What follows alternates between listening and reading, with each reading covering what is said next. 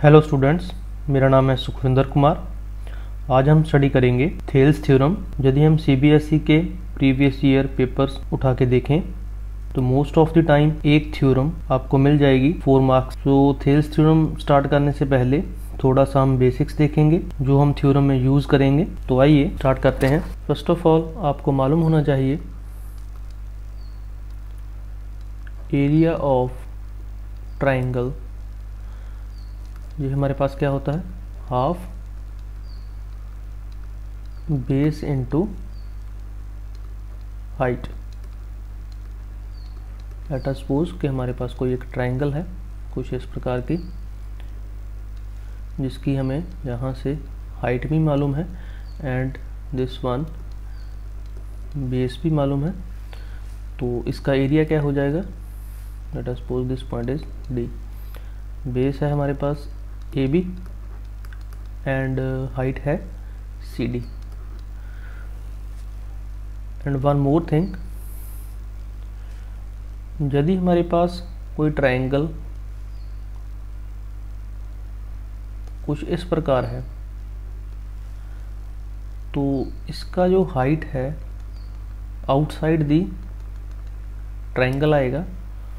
Late us suppose this one is A dash B dash and C dash and this one is D dash.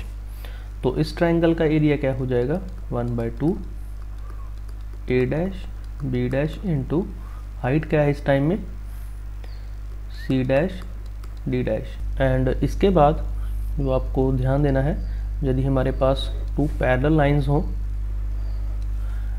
And parallel lines के बीच में किसी 2 point से जितनी भी triangle बनेंगी, इन 2 points में से जितने भी ट्रायंगल बनेंगी सभी का जो एरिया है वो सेम रहेगा।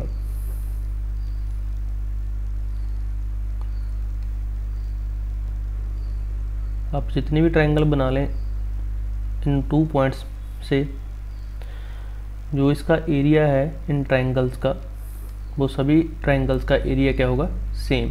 क्योंकि हमारे पास बेस सेम होगा एंड इनका जो डिस्टेंस है आपस में वो हर ट्रायंगल का सेम रहेगा, तो एरिया क्या हो जाएगा, सेम। तो आइए अब हम स्टार्ट करते हैं Thales theorem. First of all statement लिखेंगे थेल्स थ्योरम की।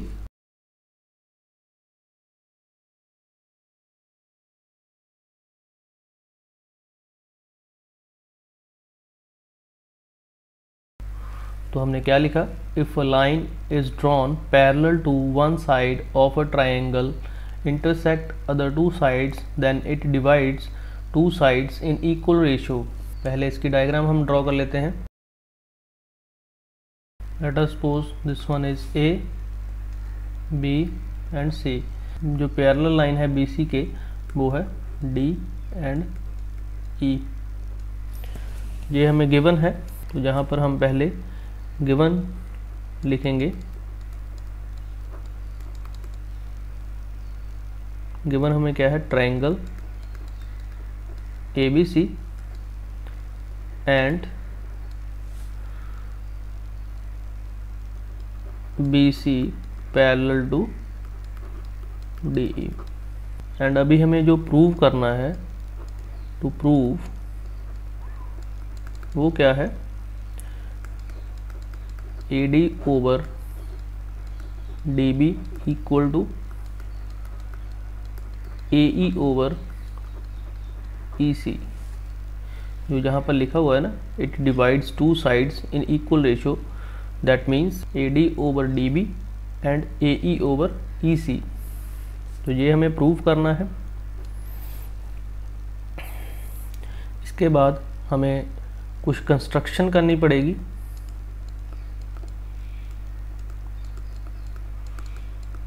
ट्रायंगल में वो क्या होगी, फर्स्ट ऑफ ऑल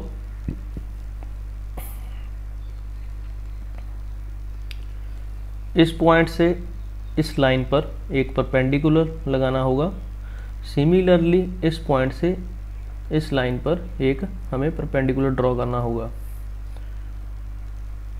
इस पॉइंट को आप बोल दीजिए F एंड इसको बोल दीजिए G एंड B को E से ज्वाइन करना है एंड डी को सी के साथ। यहाँ पर हम लिखेंगे join D C and BE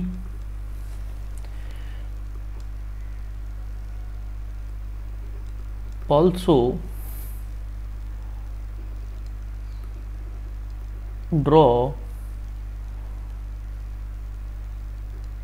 EF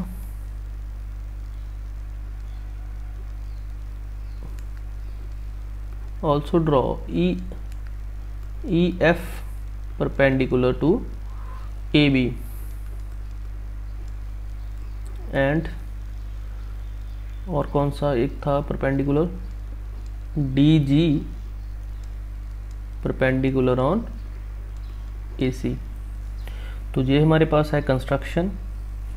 इसके बाद हम करेंगे अभी प्रूफ। थ्योरम का अब हम प्रूफ करेंगे। पहले हम ट्रायंगल लेंगे, this one triangle ADE।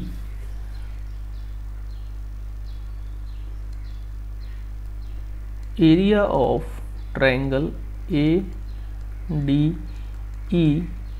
Equal to, इस केस में एरिया ऑफ ट्रायंगल ADE, इस केस में हम परपेंडिकुलर कंसिडर करेंगे EF। तो यहाँ पर हमारा एरिया होगा 1/2, जैसा कि हम जानते हैं बेस इंटू हाइट। तो हमारे पास 1/2 बेस है AD, इस ट्रायंगल का बेस, क्योंकि परपेंडिकुलर इसी पर है तो बेस हो जाएगा AD इंटू हाइट क्या हो जाएगी EF। Similarly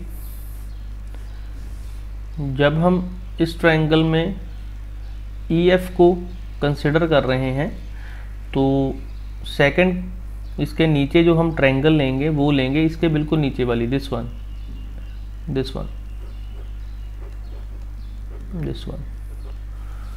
area of triangle DEB that is equal to 1/2। इस केस में हमारे पास जो परपेंडिकुलर है ऑन दिस साइड वो क्या है, outside the triangle, this one, ये वाला क्या हो जाएगा 1/2। बेस क्या होगा, बेस क्या हो जाएगा DB इंटू एंड हाइट क्या होगी EF। इसको, इस इक्वेशन को नंबर 1 दे दो, इसको दे दो नंबर 2। यदि हम 1 को डिवाइड कर दें 2 के साथ तो हमारे पास क्या रिजल्ट आएगा, हमारे पास आएगा area of triangle ADE over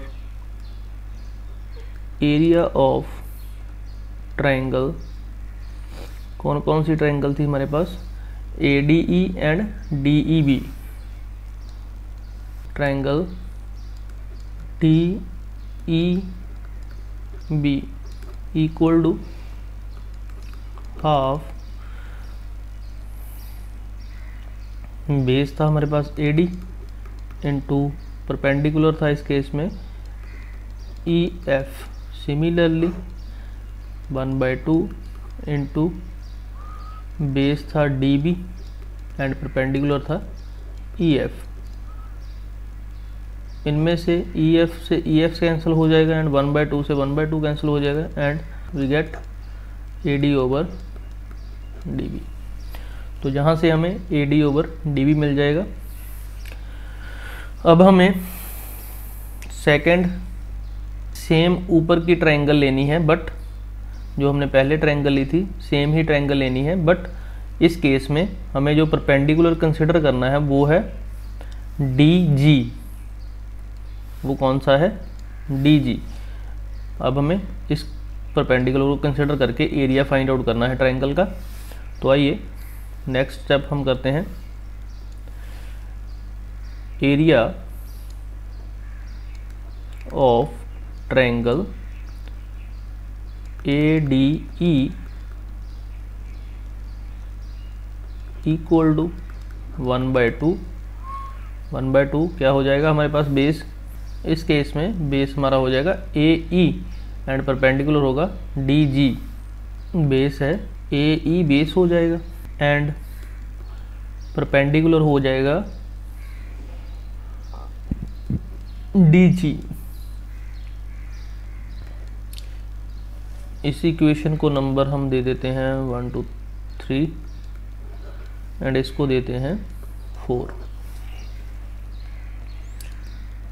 similarly area of triangle, अब हम ट्रायंगल कौन सी लेंगे, जब हमने परपेंडिकुलर लिया DG तो हम ट्रायंगल लेंगे this one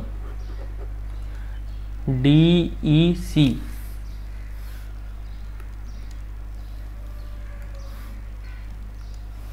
area of triangle DEC, तो इस केस में हमारा एरिया हो जाएगा 1/, बेस होगा इसका EC इंटू परपेंडिकुलर सेम रहेगा DG। इस इक्वेशन को नंबर दे देंगे 5 एंड अब हमें क्या करना है, जो हमने पहले किया था 4 divided by 5।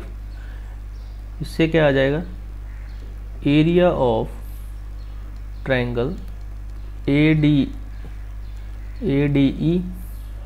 Over area of triangle DEC equal to 1/2 AE into DG over 1/2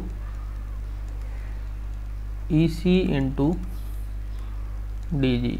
and यहाँ से हमारे पास ये कैंसिल हो जाएंगे एंड हमारे पास आएगा AE ओवर EC। इस इक्वेशन को नंबर दे देते हैं 6।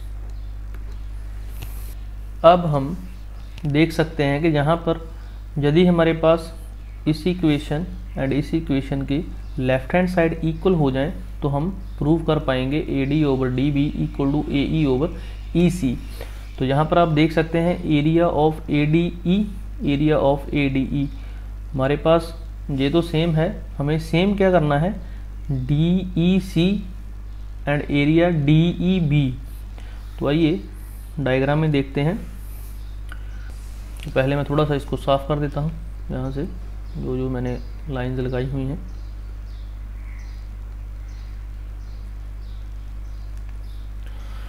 यदि हम देखें area of triangle, this triangle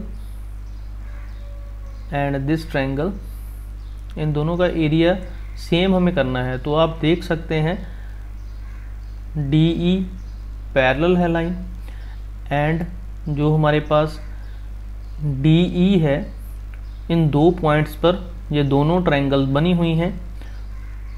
DE पर both the triangles are constructed.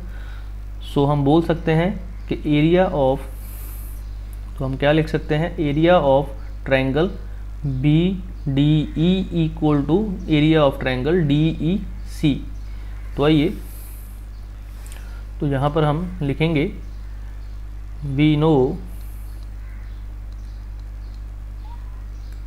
Area of triangle DEB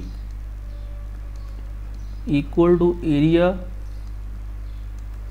of triangle कौन कौन सी DEC, because both triangles in parallel lines and on same base। तो हमारे पास क्या हो जाएगा, सो फ्रॉम Equation 3 and 6